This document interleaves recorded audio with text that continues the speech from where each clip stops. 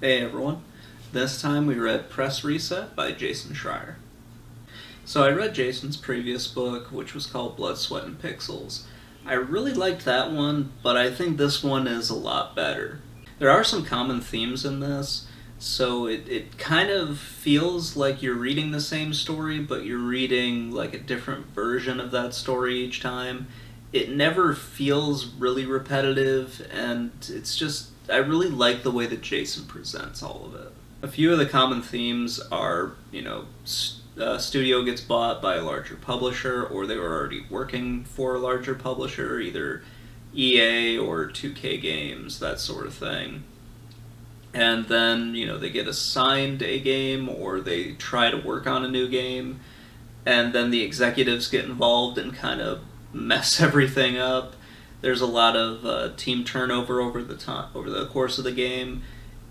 Maybe it gets canceled. Maybe it comes out like a few years after it should. Then you have budget issues. The studios get shut down, and a bunch of the people, or at least the few people that we're following, decide to go independent. And then we follow their story for a little bit.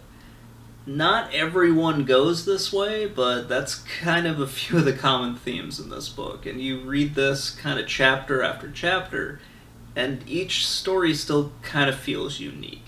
Two of the chapters that I really want to call out involve 38 Studios and Big Huge Games. Now, with 38 Studios and Big Huge Games, I got a little bit more mad with those. Not because of really anything crazy going on, but I got mad on behalf of the employees, because it just felt like Curt Schilling, who owned 38 Studios, was lying to them and never gave them like the full truth of what was going on, and kind of blamed everybody but himself. At least that was kind of the way that I read it.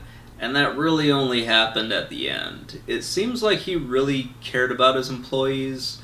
Some of them, especially those that were related to him, he seems to have cared a little bit more about them. But at least while they were working there, it seemed like he cared a great deal about them. During the last month or so, I don't think he gave a rat's ass about them. He made a lot of short-sighted moves, and it kind of felt like he was in a constant state of, okay, let's just make it to tomorrow. Let's just make it to tomorrow.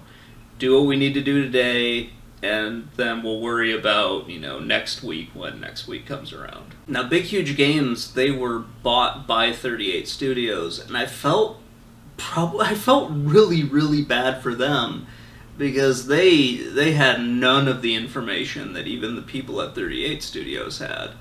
And even then, they didn't have a lot either. But Big Huge Games just kind of came into work one day and found out that they weren't getting paid anymore. And then a few days later found out everything was getting shut down. And that was just kind of the end of it. It was just...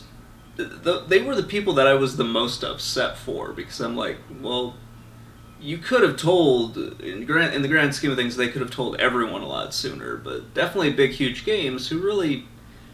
They were the ones that put out the actual game that was making them, or at least was trying to make them money, and they just kind of got screwed by Curt Schilling and a lot of the executives.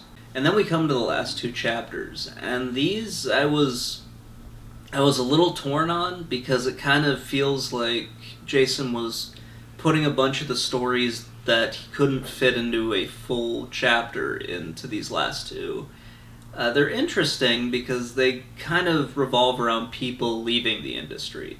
Up until now, we've kind of had the stories of people going independent or trying to find jobs at other big studios. So, kind of reading about the people that just left the industry was kind of interesting. We also hear about a few people who started like a contracting business where they didn't make any games anymore. They were just, selling their services to different companies, which is pretty cool to read about that as well. He then gets into unionization, which is kind of I can see what he's talking about, and I can see the merits of it and everything. It won't solve every problem, but that's not really the point. It's to give the people making these games some sense of security and some bargaining power. A lot of these people don't get overtime, which I think is pretty ridiculous. They aren't really compensated for the time that they spend. And yeah, I think probably a union would help them out quite a bit. I don't know why it's so controversial in the gaming industry, because, they kind of just chew people up and spit them out, but, whatever. It would probably also serve the industry a lot better if they stopped trying to make these grand, sweeping 60 to 100 hour games that most of the people never actually finish when they're playing them, and maybe just focus more on 5 to 20 hour games, something like that. Stop trying to make these huge projects, maybe make some smaller ones. It's just kind of annoying, to be perfectly honest.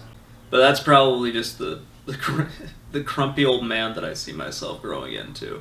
I don't really have the time to sit down and play a lengthy RPG, at least not in a week or something like that. But other people still do, and I have to remember I'm not the only market out there. So that's just my own.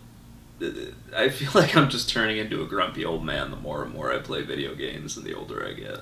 So anyway, guys, that's gonna wrap things up. I really like this book. I think it's better than his first one. If you liked his first one, you're definitely still gonna like this. So definitely check out either Blood, Sweat, or Pixels or this book, Press Reset. But let me know what you think in the comment section below, and have a great day, everybody.